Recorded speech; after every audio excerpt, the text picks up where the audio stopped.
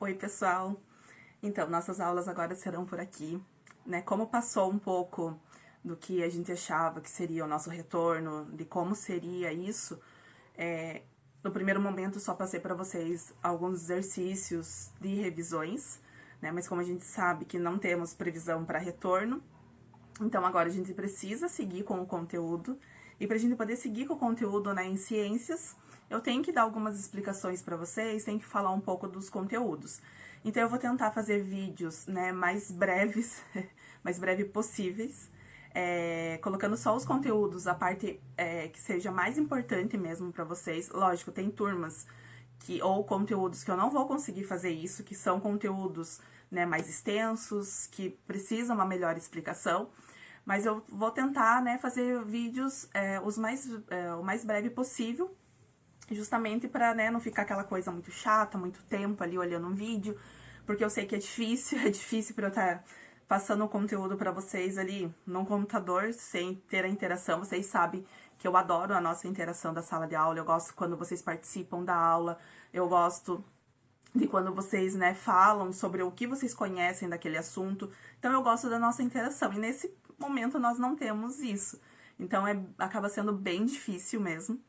Mas é a ferramenta que a gente tem, né? A ferramenta que eu tenho para poder ensinar um pouco a vocês e a ferramenta que vocês têm para aprenderem um pouco a nossa matéria. Aí, no nosso retorno, a gente vê, né, quais foram as dificuldades, o que ficou do conteúdo que vocês não conseguiram absorver.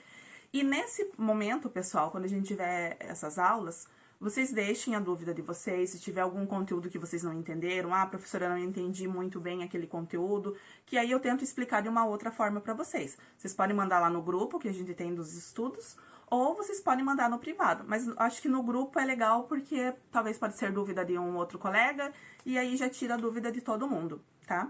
Então, nossas aulas serão assim, pessoal. Nesse primeiro momento eu estou, né, aparecendo para vocês no vídeo. Nas nossas outras aulas eu só vou explicar o conteúdo. Então eu espero que vocês estejam bem, estejam se cuidando, né? Sigam certinho o isolamento, pessoal. Que quanto, né, mais a gente seguir certinho, seguir à risca essa nossa questão da quarentena, antes a gente retorna para o nosso cotidiano, para o nosso normal, né? Acredito que tá todo mundo ansioso para o retorno, tá todo mundo, né, esperando muito esse nosso retorno. Então, eu tô morrendo de saudade de vocês. Espero que estejam todos bem. Então, beijos e vamos para nossa aula. Pessoal, vamos para nossa aula, então. A nossa aula vai ser sobre as camadas da Terra. Quem quiser acompanhar na apostila é a partir da página 230. As imagens que eu coloquei para vocês são as imagens da apostila também, que fica mais fácil para vocês compreenderem e acompanharem. Tá? Então, vamos lá para a nossa aula, vamos ver esse conceito das camadas da Terra. Pessoal, antes de falar sobre as características que nós temos, os tipos de camadas da Terra, nós precisamos saber que tem uma área da ciência, que é a geologia, que ela estuda a Terra, sua estrutura, composição interna e fenômenos associados. Então, tudo que a gente estiver estudando aqui é a parte da geologia que estuda essa parte, tá? Provavelmente, muitas dessas coisas vocês viram em geografia, porque são conteúdos que estão relacionados, né? A gente já tinha visto antes os conteúdos anteriores que vocês já falavam que vocês estavam vendo em geografia, então a gente acaba reforçando um pouco em ciências. O bom é isso, vocês estão vendo duas vezes, então fica mais fácil a compreensão para vocês, tá? Vulcões, terremotos e outros fenômenos naturais afetam a superfície terrestre.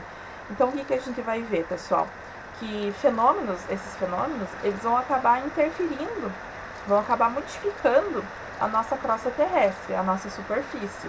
Tá? Não tem como não ter alteração. Então, a gente só vai ver pra frente o que cada um altera. Perfurações no solo em busca de petróleo e minerais contribuem para o conhecimento da estrutura interna e da composição da Terra. Então, o que acontece, pessoal? Até mesmo nos dias atuais, o homem ainda ele não é capaz de fazer grandes perfurações na nossa Terra. Por quê? Tem regiões ali do manto, a região do núcleo, além de serem regiões muito espessas, a gente vai ver que eles têm muitos quilômetros, né, de extensão, as temperaturas são altas também, então você não consegue fazer essa perfuração para fazer o estudo. O que a gente tem de estudo está relacionado às ondas sísmicas, que são os tremores de terra, né, que são os terremotos, e está relacionado também aos vulcões, né? A lava expelida ali pelo vulcão, a gente consegue observar qual é o material que se encontra naquela região ali da nossa Terra, e é dessa forma, não tem como fazer grandes perfurações, como eu falei para vocês. Agora falando sobre as camadas, né? Nós temos 3 camadas principais, né? Que é o modelo aceito, é o mais aceito que nós temos atualmente. E aqui no desenho vocês podem observar que nós temos a crosta, então a crosta vocês podem observar que é justamente onde a gente se encontra, onde a gente vive. Temos logo abaixo o manto a gente vai ver depois ali pra frente que ele é dividido em 2 também, externo e interno. E o núcleo externo e o núcleo interno, tá? Então, com relação à crosta, pessoal, é a camada mais superficial do planeta e onde vivem os seres vivos, como eu tinha falado pra vocês. Essa camada é a camada mais fina que nós temos, pessoal. Então, é como se fosse uma casquinha ali do nosso planeta, tá? A gente vai ver que ela é bem fina comparada às outras camadas. Então, a nossa crosta ela é dividida em 2, né, em 2. A crosta continental, como o nome já fala, é onde a gente encontra os continentes. A sua espessura é de 25 a 50 quilômetros. Olha o que eu falei pra vocês. Mesmo ela chegando até 50 quilômetros, ela é uma camada fina comparada às outras camadas que a gente vai ver. Crosta oceânica, corresponde às regiões oceânicas, como o nome também já diz, e a sua espessura é de 5 a 10 quilômetros. Então, eu coloquei o desenho aqui da apostila mesmo para vocês, para observarem a crosta continental, né, a espessura dela, e a crosta oceânica. Realmente, a crosta oceânica ela é mais fina, comparada à continental. Manto, pessoal. Camada entre a crosta e o núcleo, divide-se entre manto externo e manto interno, é composto pelo magma, constituído por rochas derretidas ricas em ferro, magnésio e cálcio.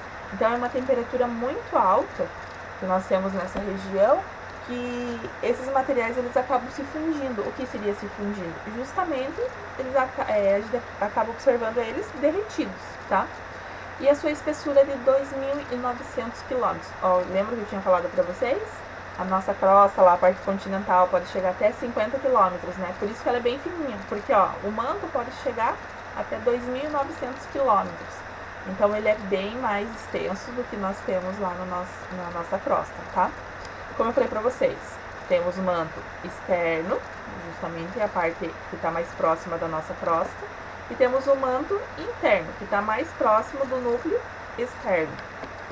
E aí, pessoal, a gente tem essa região que vocês estão vendo aqui, que são as correntes de convecção. Então, como eu falei para vocês, nessa região a gente tem alta temperatura e pressão também muito alta. E essa associação desses 2 fatores acabam fazendo fenômenos, né, que é a movimentação disso daqui, dessa região, né, por isso que tem os círculos mostrando as flechinhas. Então, é uma movimentação que você faz, que é o magma, no caso, né, essa região nós temos o magma. Esse magma, pessoal, ele faz, né, então, acaba se movimentando. Essa movimentação vai dar pra gente fenômenos da nossa crosta terrestre, que são os terremotos, por exemplo, tá? Mas não só os terremotos, temos os tsunamis, temos os vulcões, que estão relacionados, né, com essas correntes de convecção aqui. Então, essa movimentação do nosso magma. A gente vai ver pra frente também, pessoal, que o magma, ele é chamado assim quando ele tá aqui no nosso manto. É o magma que é expelido lá pelo vulcão. E quando ele é expelido pelo vulcão, a gente chama de lava, tá? Então, a gente vai... É a mesma coisa, lava e magma são iguais, tá? A diferença é que o magma a gente chama quando ele está aqui dentro do manto e a lava é quando é expelida lá pelo vulcão, tá?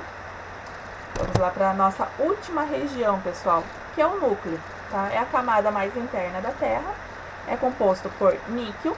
Deixa eu só falar para vocês com relação ao níquel. Níquel é a parte que compõe os aços, é um metal, né, assim como o ferro, e ele compõe a formação do aço, tá? Também é encontrado nas moedas, é encontrado em baterias, só para vocês saberem, mas é um tipo de metal assim como o ferro, então é o que faz a composição do nosso núcleo. E esse nosso núcleo, pessoal, ele se divide em núcleo externo e núcleo interno. Então, o que a gente tem principalmente de diferença? É a forma que a gente vai encontrar o material e a espessura, tá? Então, no núcleo externo, apresenta-se na forma líquida e em constante movimentação. A sua espessura é de 2.200 km. Olha aí a diferença também com relação à crosta que eu tinha falado para vocês, né? E o núcleo interno, pessoal, apresenta-se na forma sólida em razão da alta pressão dessa região. A sua espessura é de 1.200 km. Então, a diferença que nós temos aqui do núcleo externo e interno, além da espessura, é a forma que a gente vai encontrar o material, né? Então, no núcleo externo a gente encontra na forma líquida e no núcleo interno, pela alta pressão que faz, né? Tudo aquilo ali em cima, a crosta, o manto, o núcleo externo, tudo em cima dessa região, acaba fazendo ele ficar na forma sólida, né? Compactando, então. E outra coisa bem curiosa, pessoal, que nós temos no nosso núcleo, ó, é a temperatura. A temperatura do núcleo pode variar entre o núcleo externo e o núcleo interno de 3.000 graus Celsius a 5.000 graus Celsius. Então, olha a temperatura, né? Temperaturas altíssimas que nós temos. Só para vocês terem noção como que é tão quente mesmo, a água, né? Quando a gente coloca ela para ferver, ela é super quente. Se ela cair, né, em qualquer parte do nosso corpo, vai ter queimadura super grave. Aquela água, pessoal, ela chega a 100 graus Celsius quando ela ferve. Então, olha a diferença, a gente não consegue nem imaginar, né, a temperatura do nosso núcleo com relação a isso. A gente não tem nada próximo que a gente tenha no nosso dia a dia com essa temperatura. A água, que já é algo muito quente, que para nós a gente não consegue suportar ela quando ela ferve, é 100 graus Celsius. Imagine você ter uma região que é de 3.000 graus Celsius a 5.000 graus Celsius. Então, por isso que, como eu falei para vocês, não tem como perfurar essas regiões, não tem como ter um estudo mais aprofundado, né? O contato que nós temos é tudo que chega à nossa crosta terrestre, tá? Com relação, pessoal, a tudo isso que a gente está estudando, a gente tem as placas tectônicas, que vocês já devem ter ouvido falar. Antes de falar das placas tectônicas, a gente tem que falar sobre a litosfera, tá? O que seria a litosfera? A litosfera nada mais é do que a parte do nosso solo, tá? Que é essa camada rígida que nós temos do nosso planeta Terra e é formado justamente pela crosta e pelas rochas do manto externo. Então, o que acontece, pessoal? Essa litosfera, ela não é totalmente sequencial, então ela não é inteira. O que acontece? Ela tem rachaduras, ela tem fissuras. E são justamente essas fissuras que dividem a nossa litosfera. E essas fissuras que acabam dividindo em várias partes são chamadas as placas tectônicas. Então, deixa eu mostrar aqui para vocês na imagem, vocês conseguem observar melhor. Então, o que nós temos aqui? Vocês podem ver todo, né, o nosso mapa aqui. E nós temos o quê? Temos umas linhas vermelhas. Essas linhas, pessoal, são justamente essas fissuras que a gente tem no nosso solo, na nossa crosta. Então, essas linhas é o que formam as placas tectônicas. Então, vocês podem ver, são um limite, né, que nós temos de uma placa tectônica com outra. Então, são esses blocos. Esses blocos, pessoal, eles têm nome, né? Eles recebem um nome que são os nomes das placas. O nosso continente e o nosso país, ele se encontra na placa sul-americana, que é essa aqui ó, que eu estou mostrando para vocês. Então, nós temos o Brasil, né? E aí, aqui nós temos a nossa placa tectônica.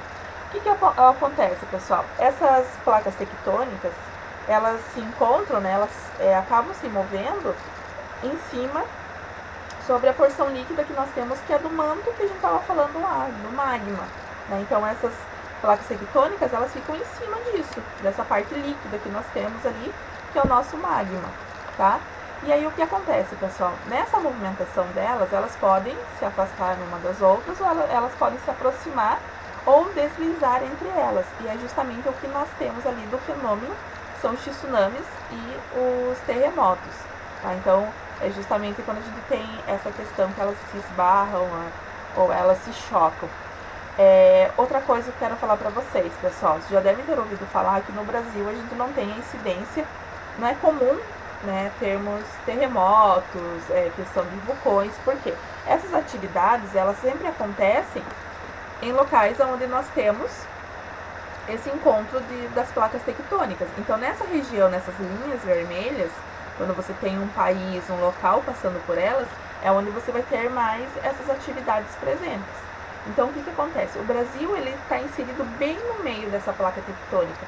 Então, por isso que a gente não tem essa incidência de terremotos e vulcões no nosso país, tá? Então, é um dos motivos de não termos essas incidências. Às vezes, o que acontece no Brasil, de alguns tremores, é o resultado de tremores que acontecem em outros países, em outros locais.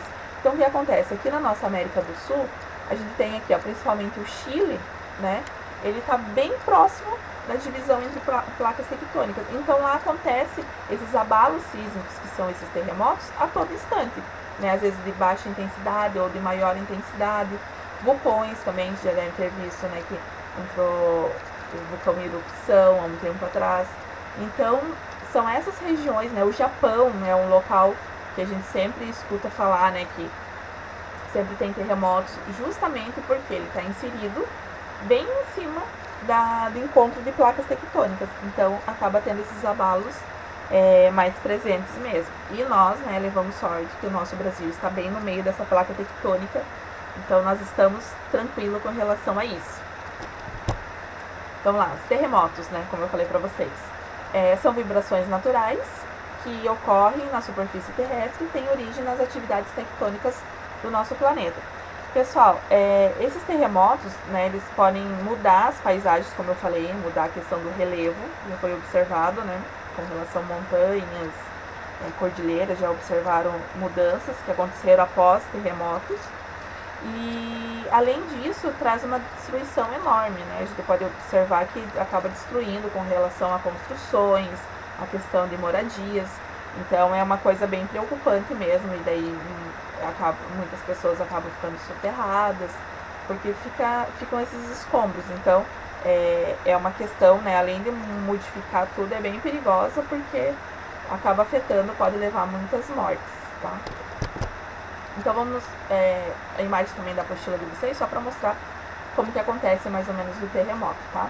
Então, como vimos, as placas tectônicas encontram-se em constante movimentação, gerando regiões de tensão, principalmente no limite entre elas, né? Então, a gente tem a imagem aqui, o limite entre essas placas tectônicas. Essas tensões acumulam-se, tornando-se cada vez maiores. Ó, a gente já teve aqui um desnível, né? Uma diferença nesses limites. O acúmulo dessas tensões pode causar a ruptura das rochas que formam as placas tectônicas, provocando seu deslocamento e gerando vibrações que se propagam em todas as direções e atingem a superfície da Terra. Essas vibrações são os terremotos e podem ser percebidos a longas distâncias. Então, o que a gente tem aqui na representação, né? Teve o rompimento dessa rocha, como eu expliquei ali para vocês, E aí esse rompimento, daí tem essa questão do deslizamento e às vezes elas acabam se chocando. E aí a gente tem o que a gente chama do hipocentro, pessoal. O que seria esse hipocentro? É a região justamente do foco do terremoto, é a ruptura que aconteceu dessa rocha, onde acontece o deslocamento, então é o local exato onde acontece essa vibração, tá? Esse problema, digamos assim, porque teve uma ruptura na rocha. Tá? E nós temos o chamado epicentro. O que seria esse epicentro, pessoal? É toda a superfície, né? Todo o ponto a partir do hipocentro, todo o foco que você vai ter desse terremoto, né? Toda a região que você vai ter, ó, que vai ser abalada. Então, é o local onde vai sentir mais esse abalo, tá? Então, essa é a diferença do hipocentro e o epicentro. Hipocentro, pessoal, é justamente o local onde aconteceu a ruptura, onde acontece o resbalo, o choque entre as placas. E o epicentro é toda a região ali que acaba sofrendo mais, né? Toda a região do entorno ali que tem essa vibração mais forte. Vulcanismo, pessoal. As altas temperaturas e pressões no interior da Terra fazem ocorrer manifestações como o extravasamento do magma e de outros materiais para a superfície terrestre. Essas ocorrências são conhecidas como vulcanismo, tá? Então, o vulcão nada mais é, né? Quando a gente expele, como eu falei para vocês lá, o magma. E aqui eu trouxe a imagem também da apostila de vocês, onde nós temos, primeiro, em algumas regiões logo abaixo da crosta, formam-se as câmaras magmáticas, locais onde o magma se acumula. Então, aqui nós temos digamos, nessa fissura que nós temos ali da nossa litosfera, que são do encontro entre as placas tectônicas, acaba tendo esse acúmulo de magma, que daí são chamadas as câmaras magmáticas. Segundo, pessoal, o aumento da pressão interna da câmara magmática aqui embaixo, nessa região, faz com que o magma e os gases existentes nessa região subam até a superfície terrestre, através da fenda ou da abertura do vulcão, ocorrendo a erupção vulcânica. Então, o que faz ter a erupção vulcânica, pessoal, é justamente essa questão, a formação, os gases que possuem ali e essa alta pressão, tá? E acaba extravasando esse magma. Quando o magma atinge a superfície terrestre, ele passa a ser chamado de lava, foi o que eu tinha falado para vocês, lembra?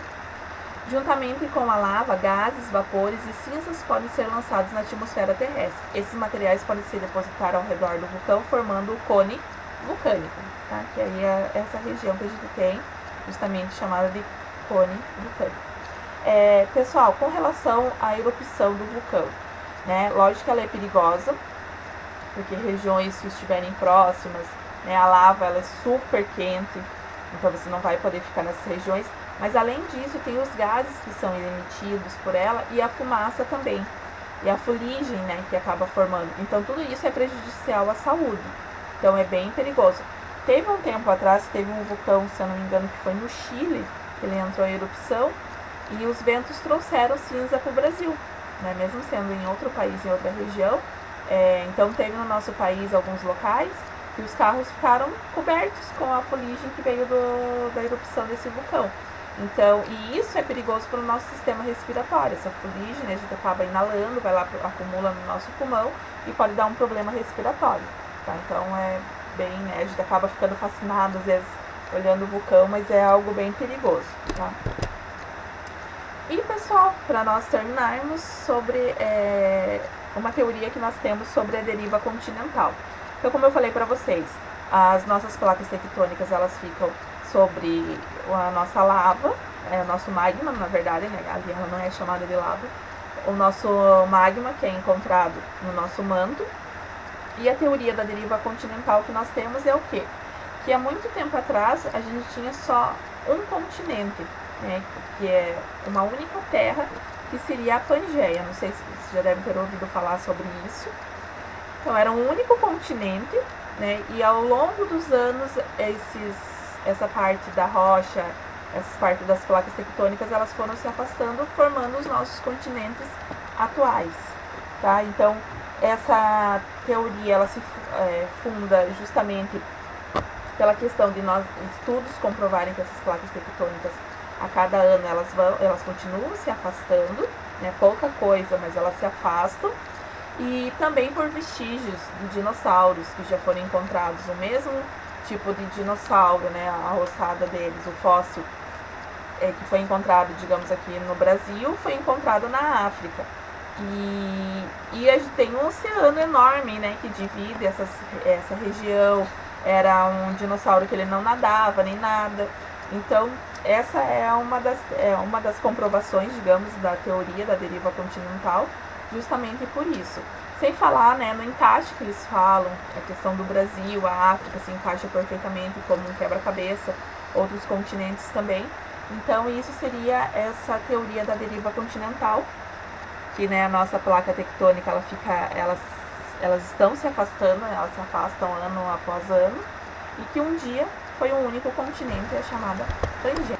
Pessoal, então, bons estudos para vocês, né? Qualquer dúvida que vocês tiverem, mandem lá no grupo nosso de estudo ou no privado com a professora, tá?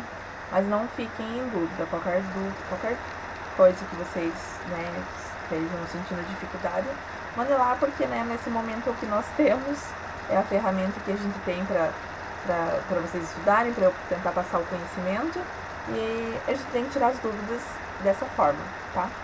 Bons estudos, então, pessoal. Beijos!